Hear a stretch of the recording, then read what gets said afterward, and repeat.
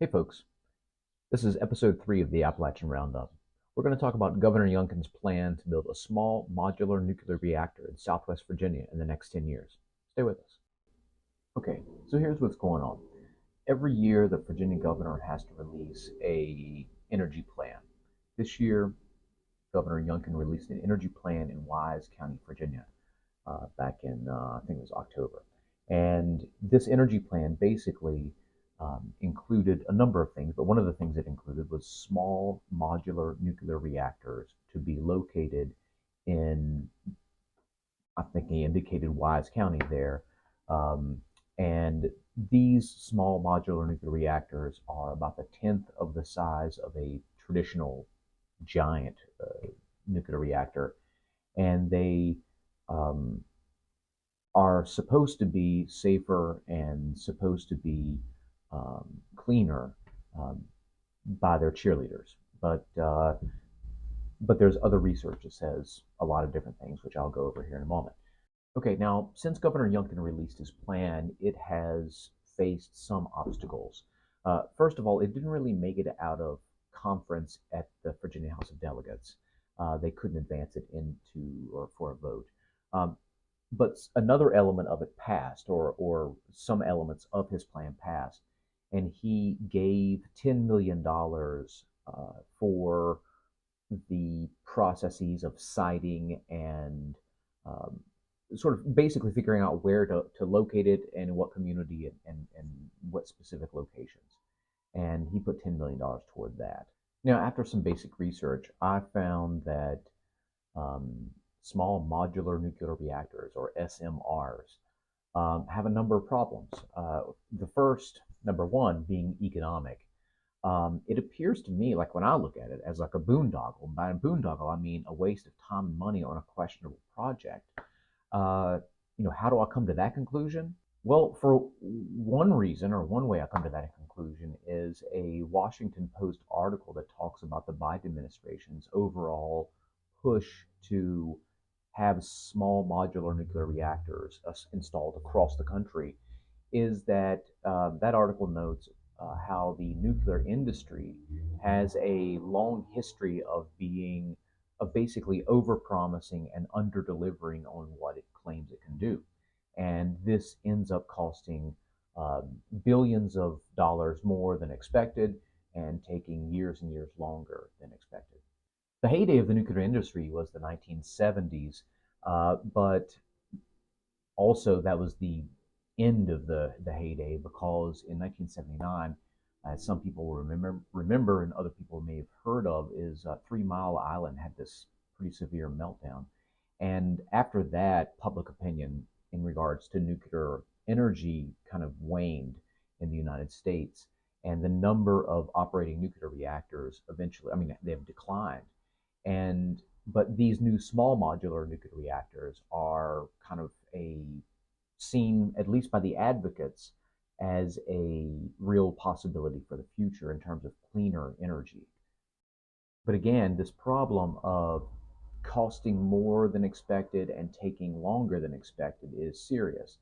The Vogtle electric generation plant in Georgia is a prime example of this. Now, it's a traditional sized nuclear plant, but I mean, just as an example of the limitations of what the industry is saying, that plant has taken, what are my numbers here? In 2009, it was estimated to cost 14 billion, and by 2020, it was estimated to cost 28 billion, and it was still, it just actually now finished here very recently. But the time that it took to build this was years longer than expected and billions more.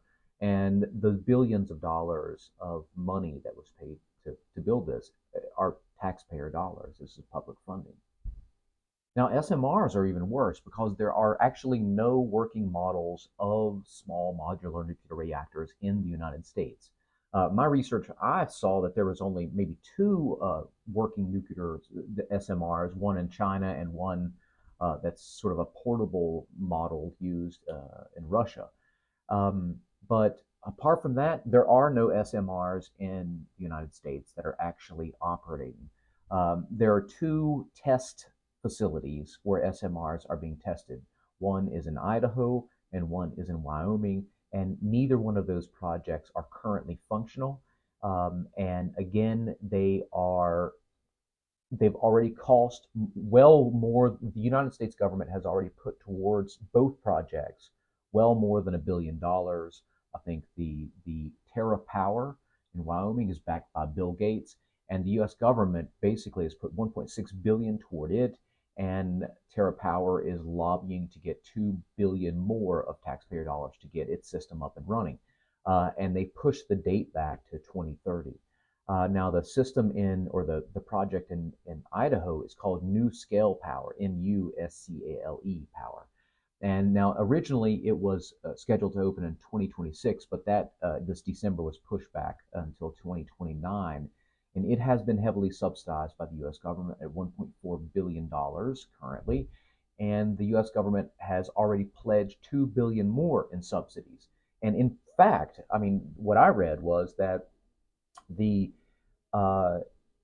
what the $2 billion in subsidies are going to cover are actually ratepayer costs, because initially NuScale said that their electricity would cost like something like 53, I think 53, I'm blanking on the specifics, but they basically said it would cost one thing, and now after recalculating and sort of rethinking about what's happening and further advancement in the technologies, are saying, oh no, it'll cost double.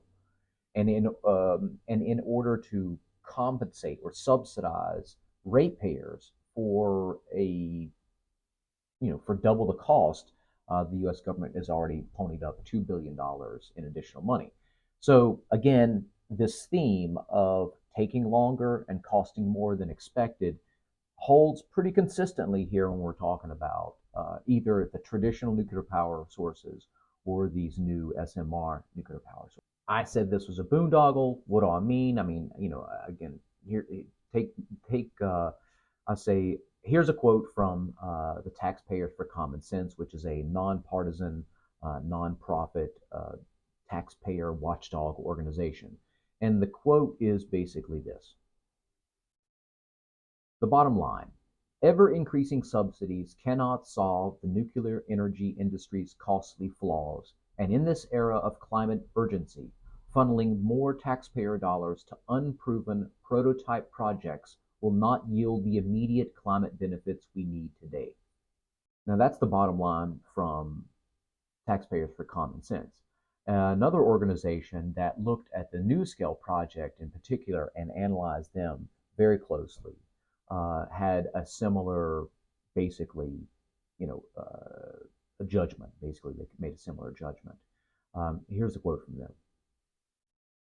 And this is the Institute for Energy Economics and Financial Analysis. Basically, what they found was that there are cheaper zero carbon energy options available now. And they found that the NuScale project turned out to be effectively what they called a threat, a four-part threat to the communities that signed on to it. And those four-part threats were all economic. They described them as rising construction costs, longer construction times, higher operational performance costs, and higher costs for monthly utility bills. And those four economic threats were seen as too costly for these local communities, according to this organization. Now, I don't know what the local communities did, but this organization, which is a nonprofit, again, organization focused on analyzing economics, they think these projects are basically, again, the quote is, there are cheaper zero carbon energy options available now. That was the sort of the ultimate outcome of the report. And it's not just economic costs. I mean, certainly there are economic costs, but there are health and environmental costs that go along with these SMRs. Cheerleaders basically say that cheerleaders of these projects say that it's just a win-win scenario for everybody. You got clean energy, clean jobs, and or more jobs and clean energy. But again, I think the environmental costs are pretty steep. From what I understand, and again, based on research from Stanford University, that because these buildings or these energy production plants are so relatively small, but the walls of the facilities are thinner. And what this means is that there's more what they were called neutron leakage. And neutron leakage means that as they produce the energy, there is just more neutrons, radioactive neutrons, being leaked out into the surrounding environment. And this means effectively into the surrounding communities, at higher levels. And secondly, the Stanford research shows that the actual rods that they use, the radioactive rods that they use to generate the power, the waste that it generates, those spent fuel rods that you have to bury into the ground, are of a higher toxicity compared to the traditional nuclear power plants. And so, according to the Stanford research, basically, these SMRs are dirtier, produce a dirtier form of energy than the traditional large power plants that you see. And so what this means effectively is that, in terms of health costs, they're pretty steep because the communities living around these places are going to have to deal with the costs of the people who work there. There will be, no doubt illnesses associated with that. There'll be illnesses associated with, the leakages and so forth into the environment. And on top of that, when you have these spent fuel rods, how do you dispose of them? Well, you have to dispose of them locally somewhere. So now these communities, or somewhere in Southwest Virginia, you're going to have to stick this nuclear power waste, this stuff that in the ground that's just radioactive poison.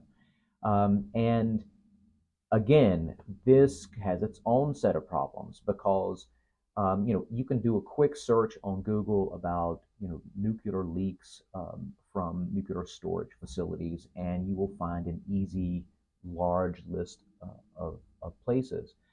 And so what I'm seeing here when I'm looking is that not only are there going to be more illnesses in the community because of just the standard operation of this thing, but also there's going to be inevitably, probably, there's going to be some kind of leakage, spillage. I mean, hell, when I was writing up this script here for this video, there were 400,000 gallons of nuclear water waste leaked into a river in Minnesota from a nuclear power plant. I mean, that's as I was just writing this up, and again, like, you can easily do a search and see that these kinds of routine leaks are pretty regular. And I mean, what this would mean effectively is our rivers and streams, freshwater sources and ground are potentially destroyed or poisoned. And I think about places like New Palestine and Ohio, and how chemicals can utterly destroy the places that we live. And I think this is a good example of it. I think this is a good example of where the potential is there. Now, it may not happen now, it may not happen in 10 years, but you build a facility like this and they're going to be there for decades. And that means, and beyond the facility, the disposed waste is going to be there for perhaps centuries. And any leakages are going to be some local cost in cleaning up those leakages. They're going to be local costs in the health. There's going to be local environmental cost. I mean, it's just like when you look at the stack upon stack upon stack of costs, health-wise, environmentally, I just think the cost is too much there. And so, not only is it actually expensive in terms of creating this form of power, but on top of that, you have things like this. The cost of maintaining the facilities, the cost of cleaning up the inevitable waste, the cost of the health illnesses and so forth that are associated with it. When all that combines, it seems to me like a boondoggle. And by boondoggle, I mean, like, look, there are alternatives that are cheaper and just as powerful, and that our money would be better spent elsewhere. And so you might be asking, and rightfully so, like, what then? We need these jobs, we need this clean energy. If you're saying these SMRs are too dangerous and too costly and they're of a boondoggle, what's the alternative? And I'll say the alternative already exists, and it's wind and solar power with battery infrastructure. Let me explain. So this is okay. I was skeptical about wind and solar power as a source of energy. I figured that the sun doesn't shine all the time, the wind doesn't blow all the time, and that these, as sources of energy, would not be consistent. We would have brownouts, blackouts, and things like that.